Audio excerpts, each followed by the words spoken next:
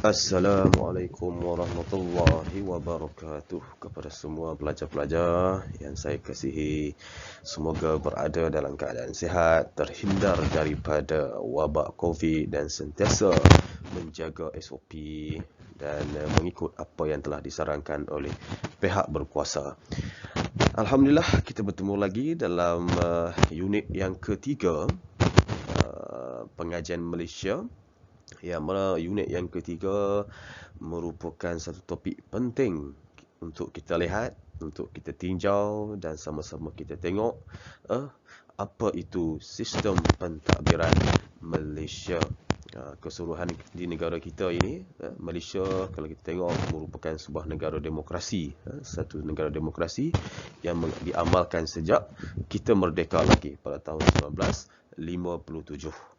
So, pelajar-pelajar saya rasa semua dah mengetahui ataupun ambil maklum tentang negara kita ini yang mengamalkan sistem demokrasi yang diketuai oleh Yang di-Pertuan Agong ataupun YDPA sebagai ketua negara dan Perdana Menteri sebagai ketua kerajaan kita.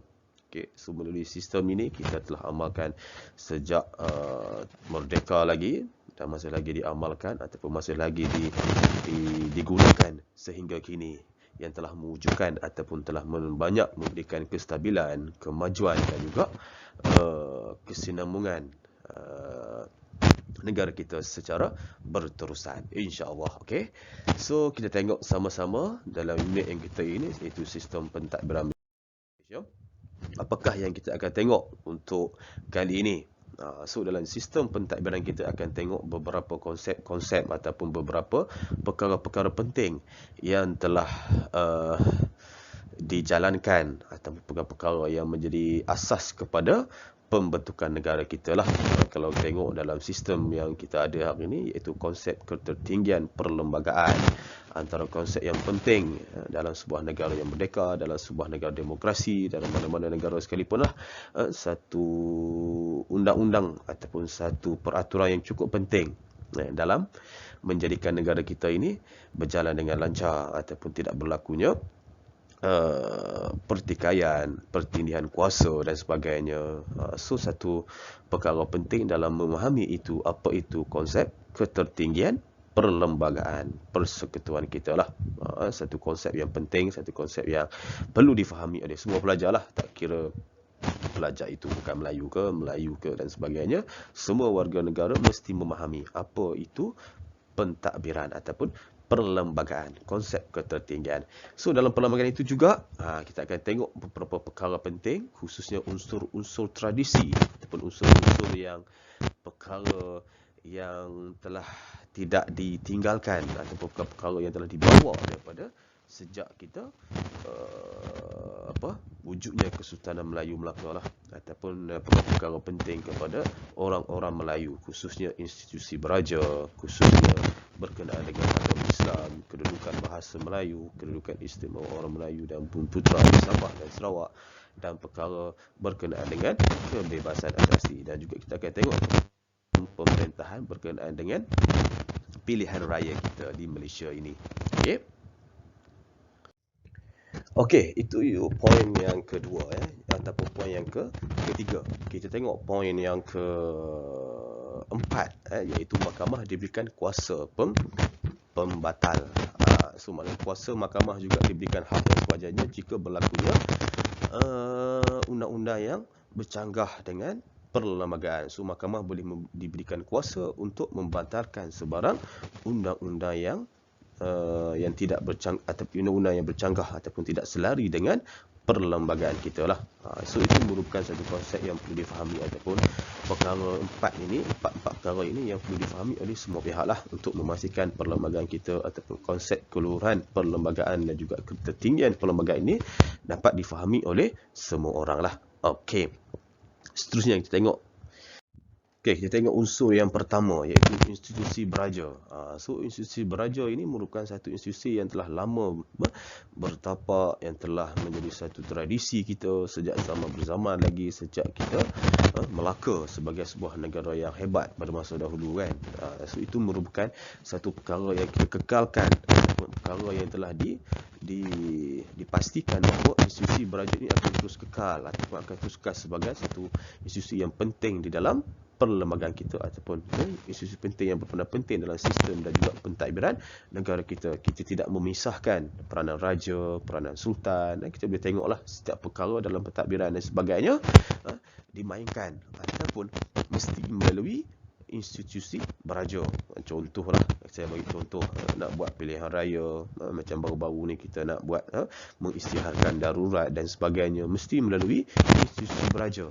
Mesti mendapat perkenan dulu ataupun mesti dipersembahkan kepada Yang di-Pertuan Agong, dan Yang di-Pertuan Agong akan berbincang dengan Majlis Raja-Raja lah, yang mana diingati oleh 9 orang raja-raja Melayu yang terdapat di negara kita lah. Contohnya Kelantan, Kedah, Selangor dan sebagainya. Akan berbincang apakah impaknya atau kesannya kepada rakyat, kepada negara dan sebagainya. So di situ menunjukkan bahawa kepentingan dan juga kekuatan yang ada institusi beraja itu tetap dipelihara ataupun tetap disanjung. Bukanlah sebagai satu perkara yang dianggap boneka sahaja, sebagai tempat untuk kita hanya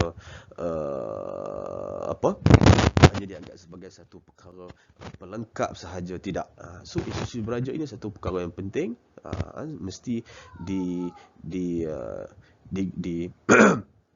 mesti ditekankan kepentingannya dalam setiap aspek dalam pentadbiran negara kita lah.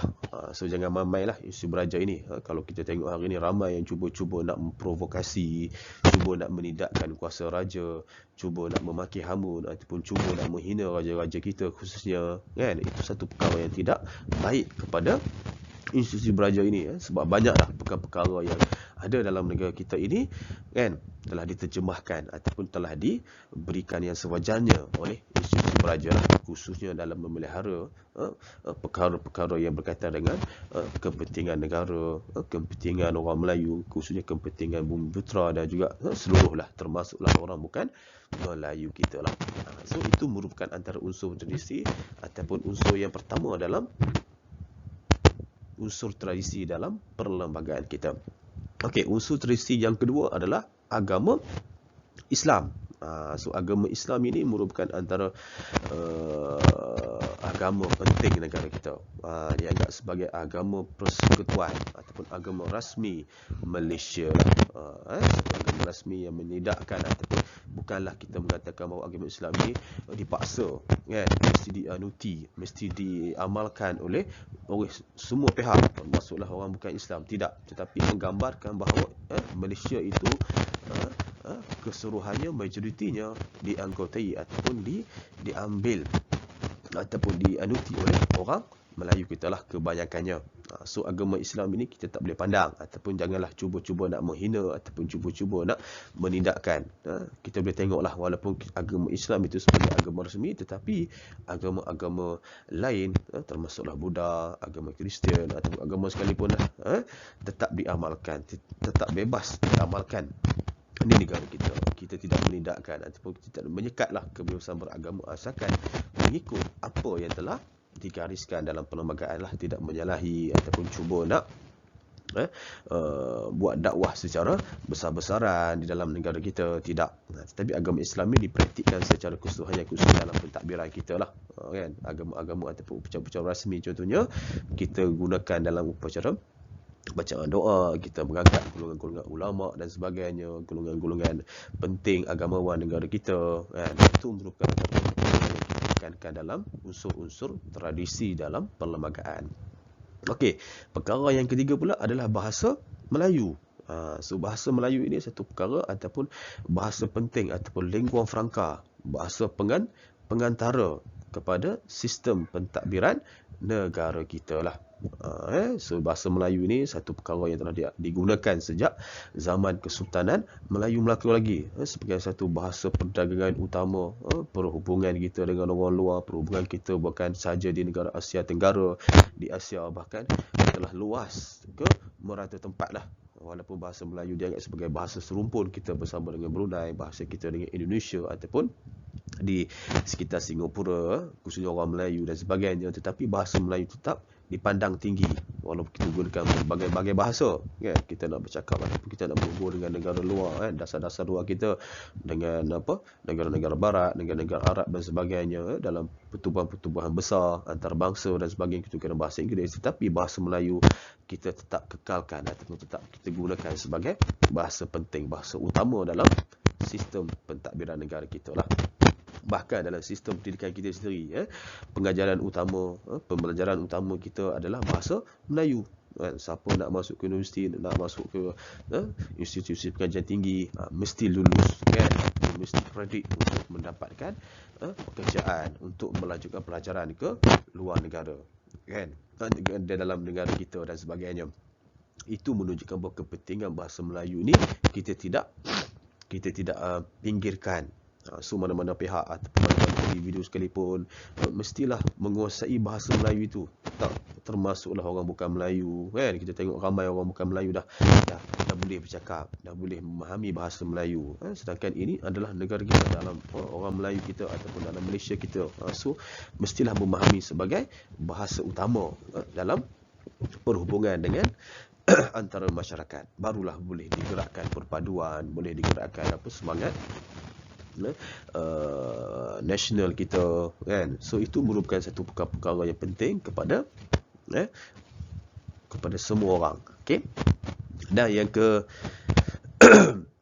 ketiga ataupun yang keempat, iaitu kedudukan istimewa orang Melayu dan Bumi Putra di Sabah dan juga Sarawak. Ini merupakan antara perkara penting juga dalam usul strategi kita yang telah ditekankan ataupun yang pentingnya kepada kedudukan kita sebagai orang Melayu, khususnya dalam bidang pendidikan, khususnya dalam bidang lapangan ekonomi, khususnya dalam bidang perkhidmatan awam. Itu merupakan perkara yang telah dijaga ataupun yang telah ditekankan bahawa YDPA akan memastikan perkara-perkara ini direservekan ataupun diberikan hak yang sewajarnya kepada orang Melayu.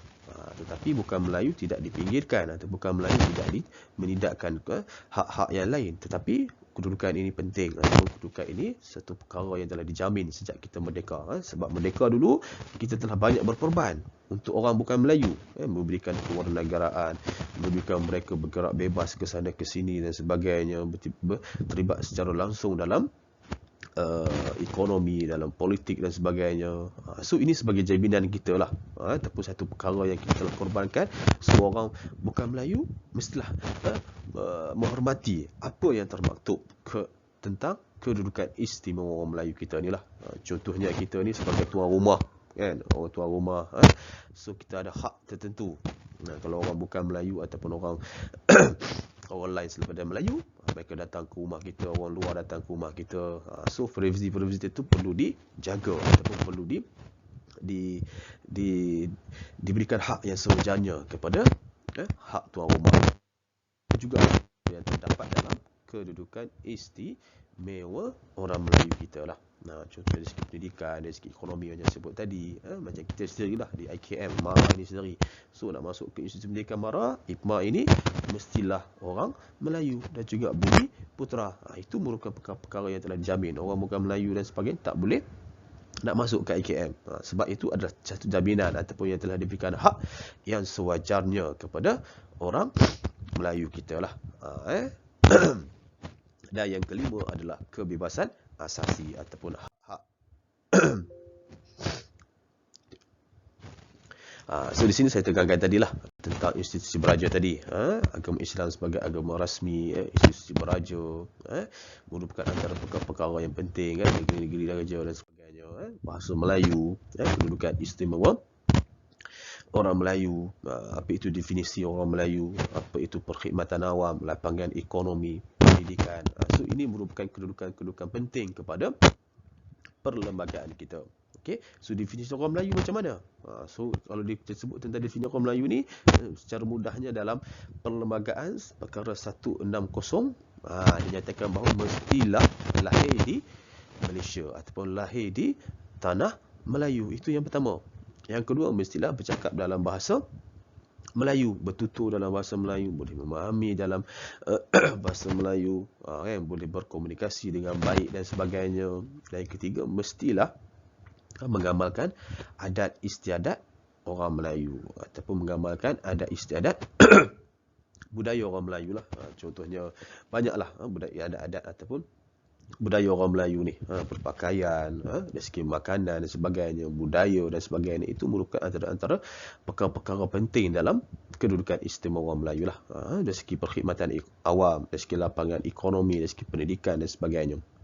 Manakala kita sebut tadi bahasa Melayu sebagai bahasa utama ataupun lingua franca sejak zaman Kesultanan Melayu Melaka, dan dijadikan bahasa rasmi yang telah termaktub dalam perkara 152 Perlembagaan Bahasa Rasmi sebagai alat penyatuan masyarakat Malaysia. Itu merupakan perkara yang penting.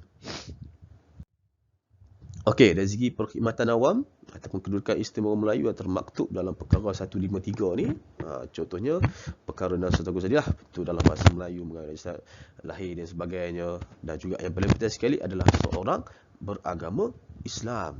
Itu definisi orang Melayu lah. Dalam perkhidmatan awam pula, UiDPA bertanggungjawab dalam menentukan perizaban bagi kadar penjawatan awam untuk Melayu dan Bumiputra atas nasihat jemaah menteri. Dari segi yang ketiga, lapangan ekonomi, UiDPA bertanggungjawab mengeluarkan arahan bagi menentukan kadar perizaban permit ataupun lesen untuk Melayu dan Bumiputra. Dan yang keempat adalah dari segi pendidikan, UiDPA bertanggungjawab menentukan perizaban untuk orang Melayu dan Bumiputra terhadap bantuan seperti beasiswa dan juga keistimewaan pelajaran. Okey, perkara yang seterusnya adalah berkaitan dengan kebebasan asasi. Bila kita sebut tentang kebebasan asasi, ini adalah satu perkara yang penting juga dalam perlembagaan yang mempunyai lebih kurang 9 perkara. Bermula daripada perkara 5 sampailah kepada perkara yang ke-11. So contohnya perkara-perkara yang ditekankan dalam kebebasan asasi ini, iaitu kebebasan diri yang termaktub dalam perkara 5, yang mana tidak seorang pun boleh diambil nyawanya kecuali menurut undang-undang. So di sini kita nak faham bahawa kebebasan kita ni kan, ataupun kebebasan diri kita ni, kita tidak boleh disekat kecuali kita ni dikenakan tindakan oleh pihak berkuasa ataupun oleh mahkamah. So kita boleh buat apa saja yang kita suka, bukanlah maksud kita buat sesuka hati tanpa mengikut undang-undang, tetapi mestilah mengikut apa yang telah ditetapkan undang-undang. Contohnya kita naik motor tanpa lesen, naik motor tanpa pakai helmet, naik motor lebih daripada 3 orang dan sebagainya, itu salah. Tapi kalau kita naik motor dengan cara elok kan, ada lesen, ada mengikut undang-undang dan sebagainya, so tidak ada seorang pun, termasuklah polis ataupun pihak mana-mana sekalipun, tidak boleh menyaman kita lah. So kebebasan diri kita, apa yang ada apa kena mengikut undang-undang, bukanlah kebiasaan diri mengikut apa sesuka hati kita, ikut logik kita, nak bunuh sesuka hati, nak rogol orang sesuka hati kan, nak kacau orang, nak pergi mencuri dan sebagainya. Tidak. So kalau kita disabit kesalahan tersebut yang dilarang di dalam undang-undang kita, maknanya kita tidak ada kebebasan. Macam kita hari inilah, kita nak bergerak ke sesuatu tempat kan, ataupun nak buat nak belajar, ataupun macam kita dalam keadaan darurat ini, duduk kat rumah, tak boleh keluar rumah. Nak keluar rumah mesti 2 orang sahaja ataupun mengikut undang-undang semasa dan sebagainya kan. So kalau kita dapati bersalah, so kita akan dikenakan compound ataupun dikenakan saman lah. So kita stay at home, kita buat cara kita kan, SOP kita jaga, insya-Allah kita tidak akan terikat dengan orang kata hukuman dan sebagainya lah. Okey, perkara yang lain dalam kebebasan asasi ini, contohnya keabdian dan juga kerja paksa dilarang, yang mana tidak seorang pun boleh ditahan sebagai abdi ataupun kerja paksa kecuali atas maksud negara ataupun maksud kepentingan negara. Contohnya ada orang pihak tertentu, pihak swasta ataupun syarikat-syarikat tertentu yang hire kita ataupun telah berikan kita pekerjaan ataupun telah melantik kita sebagai pekerja dan sebagainya, diberikan tugas, tapi bila tiba sampai masanya tidak diberikan ganjaran yang sewajarnya dari segi gaji, dari segi allowance dan sebagainya. Itu dikatakan sebagai abdi ataupun dipaksa untuk bekerja, kan, daripada pukul 8 sampai pukul 10 ataupun lebih lagi, kan. Biasa kita bekerja dalam 9 jam ataupun paling-paling kurang kita ada OT dan sebagainya, akan dibayar gaji. Tetapi kalau kita dipaksa buat perkara-perkara yang atas atau tidak kerelaan kita, kan, maka dia boleh dikenakan tindakan ataupun perkara itu telah dijaga ataupun dipastikan mendapat keadilan yang sewajarnya. Kalau macam dulu ada hamba abdi, kan, sejak apa zaman Melayu dulu dan sebagainya, hajat abdi dan sebagainya, kena tahan ataupun kena buat itu, ataupun zaman penjajahan masa Jepun dan sebagainya, tidak, kan. So, itu merupakan perkara-perkara yang tidak boleh ataupun perkara-perkara yang dibolehkan dulu. Tapi hari ni sesuatu perkara yang kita lakukan, khusus kita bekerja, kan, kita berada di IKM ataupun dan sebagainya, tiba cikgu suruh buat perkara-perkara yang tidak menyalahi undang-undang dan sebagainya, so kamu boleh melaporkan kepada pihak-pihak yang berwajib kerana telah melanggar perkara 6, iaitu perkara keabdian dan juga kerja paksa dilarang. Okey, itu antara perkara-perkara lah. So banyak lagi lah perkara-perkara lain. Contohnya kebebasan bergerak, kan, macam kita nak buka ke suatu kawasan pun boleh. Tapi hari ni kita tak boleh. Ada sekatan jalan raya, kan, ada had dia. Kalau contoh yang terbaru sekali PKP yang akan dilaksanakan ni, iaitu hanya berada di 10 km sahaja di radius di kawasan kita, kecuali mendapat surat kebenaran. So mana kita bergerak. Kalau dulu kita nak pergi mana saja, nak balik kampung, nak merentas daerah, nak merentas negeri, nak melancong, nak pergi ke mana-mana saja yang kita nak, itu dulu, ya. Tapi sekarang ini negara kita terpaksa menghadkan ataupun terpaksa mengetatkan undang-undang pergerakan ataupun PKP ini, ataupun Perintah Kawalan Pergerakan. So kita nak bergerak pun mesti atas kapasiti tertentu ataupun atas perkara-perkara tertentu, kan, kecuali kecemasan atau perkara yang bekerja, so boleh dibenarkan atas kebenaran pihak-pihak berkuasa. Okey, hak berharta juga. So kamu pun boleh mengumpulkan harta seberapa banyak yang kamu suka. Nak kaya raya, nak jadi hebat, nak jadi orang yang billionaire, nak jadi jutawan dan sebagainya, memang ditekankan ataupun memang dijaga ataupun ada termaktub dalam hak kita lah, yang mana tidak seorang pun boleh dilucutkan hartanya kecuali menurut undang-undang atas mahkamah. Contohnya kamu membayar, membuat pinjaman tetapi tidak berbayar ataupun tidak dan sebagainya, pakai kereta tiba-tiba ditarik kerana tak bayar, itu menurut undang-undang lah. Statusnya adalah kebangkrapan ataupun muflis. Okey, kita tengok perkara yang seterusnya lagi, iaitu berkenaan dengan pilihan raya. Dan penting juga dalam sistem pentadbiran dan dalam sistem pemerintahan kita, yang mana pilihan raya ni memang satu perkara yang penting dalam sebuah negara demokrasi berparlimen lah. Yang last sekali,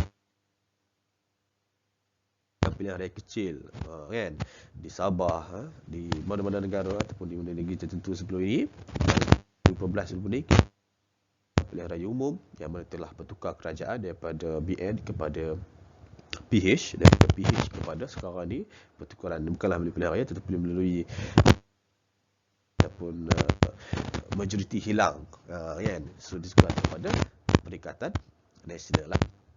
So pilihan raya ni mempunyai perkara penting ataupun rakyat diberikan hak dan juga kebebasan memilih wakil untuk memerintah